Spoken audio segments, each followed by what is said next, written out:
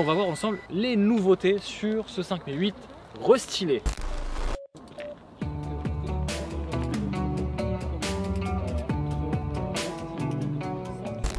Alors on va faire ensemble le tour du propriétaire de ce Peugeot 5008 restylé. Alors on va commencer d'abord par les changements. Les changements c'est assez simple. Vous avez vu cette jolie calandre en fait vient s'étirer. Il y a un petit effet de style. Alors on le voit pas vraiment sur ce coloris bleu Seb. Voilà, c'est comme ça qu'appelle Peugeot cette couleur. Une espèce de vert bleu. Un très beau mélange qui se mélange au décor que j'ai autour de moi. On est sur l'abbaye de Chailly. L'abbaye de Chailly. Alors le changement stylistique, c'est clairement voilà, cette petite strate dans la carrosserie, un petit effet visuel où on a l'impression qu'en fait la calandre se profile un petit peu et un petit peu griffée. Voilà, c'est un petit peu ça l'esprit de cette lionne. On a griffé un peu la carrosserie pour arriver sur cette calandre et arriver sur le lion. Il y a comme une histoire en fait finalement sur cette nouvelle calandre. C'est assez beau, c'est très bien réussi. On a aussi des optiques full LED sur cette version GT. On va parler prix tout de suite. Je vais pas vous fâcher, mais tout de suite. Ce beau petit bijou 7 places familial vaut à peu près 45 000 € en motorisation diesel 180 chevaux. J'ai activé les clignotants. Vous allez me dire pourquoi activer des clignotants lors d'un essai. Tout simplement, c'est pas pour vous faire voir un petit peu. Alors c'est pas pour vous démontrer que malheureusement cette partie esthétique est discutable. Non, non, non, non. C'est vraiment pour vous montrer que là, sur cette phase 2 du 5008, là, Peugeot a eu l'idée de mettre des clignotants plutôt progressifs. Alors ça existe déjà, mais ça rajoute ce côté et ça renforce ce petit côté technologique. Voilà, c'est sympa, c'est mignon et ça coûte rien. Alors oui, c'est vrai que certains diront que c'est un racing assez léger. Bon, à voir. On a aussi deux petites sorties d'échappement. Je dis petites parce que finalement, en fait, il n'y a rien. Elles sont fausses. Donc c'est des sorties fictives. On est sur un diesel, ne l'oublions pas. La vraie sortie, elle est là. Voilà, vous l'avez vu. Sur des jantes de 18 pouces ici sur cette finition GT, c'est écrit ici. Donc voilà, je vais aussi vous répondre un petit peu à ceux qui hésitent entre le 5008 ou le 3008. Il y a quelques éléments de différence, à part le prix où il faudra rajouter à peu près 2000 € de plus pour avoir un 5008. Il y a aussi les 7 places, il est aussi un tout petit peu plus lourd, à peu près de 60 kg. Et surtout, malheureusement, sur la version 5008, on n'aura pas la motorisation hybride tant attendue.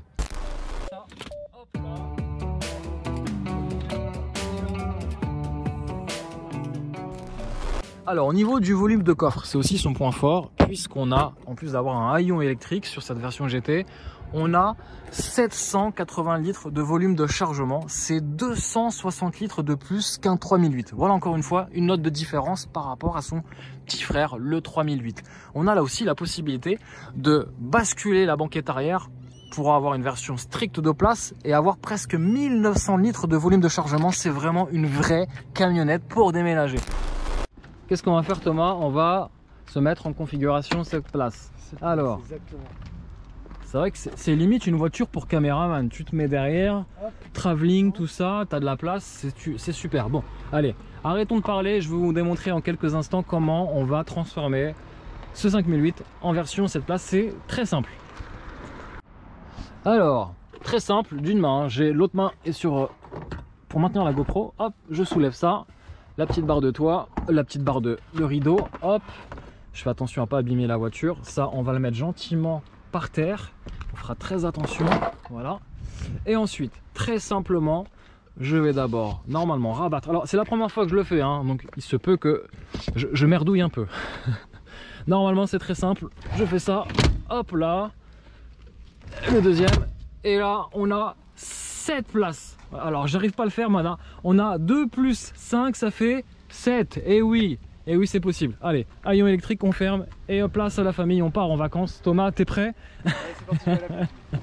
Ah, alors, t'es comment à l'arrière? Bon, par contre, c'est un peu juste. Un peu juste, c'est vraiment pour les enfants. C'est vraiment pour les enfants. Si je rabats, attends, le siège comme ça. Oui, alors ouais, on va pas écraser Thomas, mais là franchement clairement les 2 places sont vraiment pour les enfants. Un adulte d'un... Le gabarit des sièges qui sont derrière, c'est vraiment un gabarit pour les enfants. C'est clair. Comparé à ceux-là, ils sont 2 fois moins grands. Voilà, 2 enfants de 10 ans maximum ça ira. Oui, c'est ça. Un peu plus grand, ça va être un peu juste, mais ça permet de dépanner. Ça c'est plutôt sympa. Et en plus de ça, si j'ouvre le coffre, j'ai quand même à peu près, je crois, de mémoire, mais je le rectifierai dans la vidéo, à peu près 200 litres, pas plus, de volume de chargement, ce qui permet honnêtement hein, d'amener les enfants à l'école sans problème. Est-ce que tu as des choses à dire, Thomas? Thomas, il en a marre, le pauvre, j'ai épuisé. Non, pas du tout. Non, c'est bon. Non, mais je crois que tu as tout dit. Bon, ok. Alors, il me reste encore un truc, Thomas. Non, non, c'est les sièges sont individuels quand même à l'arrière. Les 3 sièges sont individuels, donc c'est-à-dire que tu peux vraiment coulisser indépendamment les 3 sièges. Bon, alors, qu'est-ce que tu es en train de faire? Qu'est-ce que tu viens de nous découvrir encore? Qu'est-ce que tu magique. Si vous n'avez pas cette place dans le coffre, ouais. Vous avez la possibilité de retirer les sièges arrière, les 2 sièges beau, arrière de cette place. Vous avez une sécurité. Alors attends, comment tu fais? Ah oui, simplement. Vas-y, retire-le. Et il est lourd? Eh ouais, bravo. Je dirais 5-10 kg. 5-10 kg. Donc tu gagnes, allez, entre 40 et 30 kg. Et surtout, tu gagnes en volume de coffre en plus. Ah, énorme. Tu disais, tu gagnais combien à peu près? Je crois que c'est 60 litres de volume de coffre. 60 litres. Donc ça, c'est encore une fois, c'est une petite astuce si vous n'avez pas besoin de cette place. Voilà. Encore une fois, tout est possible et très modulable facilement, hein, comme le démontre Thomas, à travers cette belle démonstration non sponsorisée bien sûr par Peugeot, bien entendu.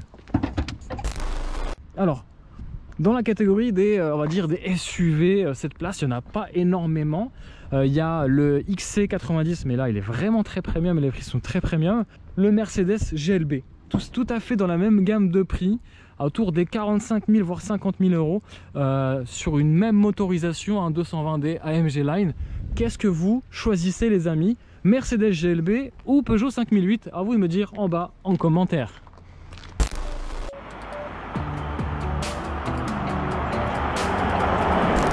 Moteur Blue HDI 180 chevaux, donc un moteur qui est assez coupleux, assez rugueux, puisque là je ressors de l'essai d'une hybride, la 3008 hybride, et c'est vrai qu'il est un petit peu plus bruyant. En termes de consommation, à son avantage, on est autour des 6 litres au 100. Alors le comportement routier, ça reste une Peugeot, les gènes d'une Peugeot, c'est-à-dire qu'on a vraiment un bon petit feeling sur la route. C'est vrai que elle est un peu plus consistante, hein, on va dire en direction, un peu plus appuyée sur l'avant, hein. Le moteur diesel est un peu plus lourd que la version essence. Donc c'est vrai qu'en termes de comportement routier quand même, pour un 5008, pour ce type de catégorie, cette place, on est sur un châssis qui est vraiment excellent. Vous êtes nombreux à me poser la question pourquoi Peugeot n'a pas sorti tout simplement la version hybride sur le 5008. Tout simplement parce que le châssis n'est pas adapté à l'hybridation. Il fallait faire un compromis entre les 7 places ou 5 places, parce que pour intégrer la batterie plus le moteur électrique à l'arrière, il aurait fallu supprimer le dernier rang de places, donc il aurait fallu supprimer les 7 places. Donc on aurait eu un 5008 avec 5 places, donc aucun avantage malheureusement. Alors les amis, on a aussi la fameuse caméra de recul qui, je dois vous l'avouer, hein, en termes de qualité, c'est pas trop ça en vrai, hein, c'est un peu pixelisé, c'est pas super bien. Bon, c'est pas grave, ça permet aussi de voir quand même l'arrière et de voir où on met les 4 roues. Allez, on reprend l'essai.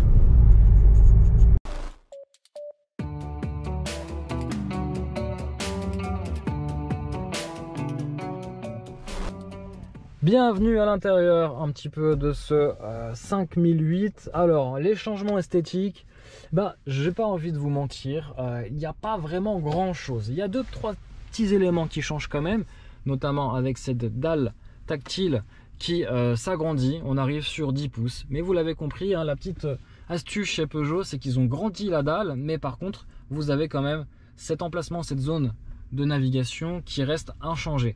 Ensuite, sur le contraste du Light Cockpit, on a un noir un peu plus profond à ce qui paraît. Alors personnellement, j'ai pas pu vérifier. Et voilà, c'est à peu près tous les changements. Ah si, j'oubliais, le petit changement, c'est que maintenant on a des inserts en bois. Alors on n'a qu'une seule essence de bois disponible, mais c'est vrai que ça rend plutôt pas mal. Ça rend un peu la chose un peu plus premium, proche vraiment du, pas du luxe, mais ça emprunte un peu des codes du luxe. Les inserts en bois comme ça, c'est plutôt sympa.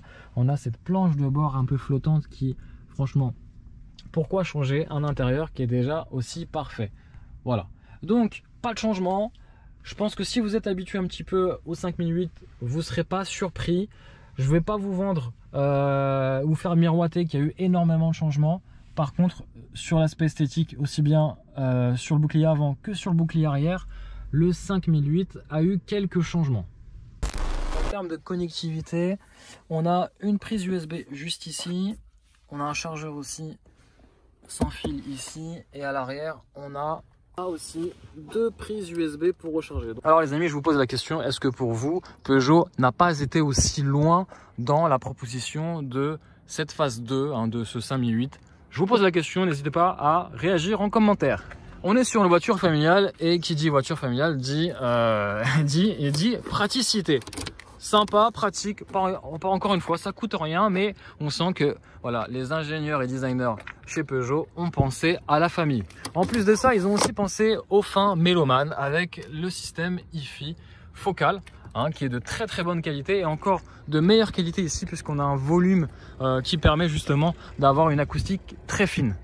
Autre praticité, c'est voilà, les petites tablettes à l'arrière, c'est sympa, c'est pratique pour les enfants. Voilà, vous avez la paix. Vous leur mettez un petit dessin animé ou une petite lecture pour j'aime lire et Thomas sera ravi. Voilà, Thomas il est content, il peut au moins poser son matériel.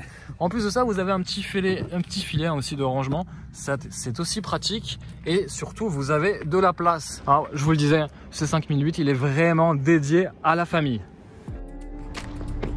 Les amis, il est l'heure de vous dire avec Thomas au revoir bien sûr. J'espère que l'essai vous a plu. Si c'est le cas, le petit like. Surtout n'hésitez pas à aller voir aussi les conseils vidéos et photos de Mister Thomas, le Tommy Boy sur la chaîne YouTube. Comme ça vous ferez des belles photos et des belles vidéos de vos voitures et ça c'est important. Même avec une GoPro 9? Même avec une GoPro 9. Bon, c'est parfait. En tout cas, j'espère que cet essai de ce beau petit bijou familial, cette place, vous a plu. Le petit like et surtout le commentaire. N'hésitez pas à dire un petit peu ce que vous en pensez en commentaire. Est-ce que vous êtes plutôt Mercedes GLB ou Peugeot 5008? Est-ce que vous êtes plutôt 3008 ou 5008? À vous de nous dire en bas. Très important. Très important. N'oubliez pas de liker, il vient de le dire.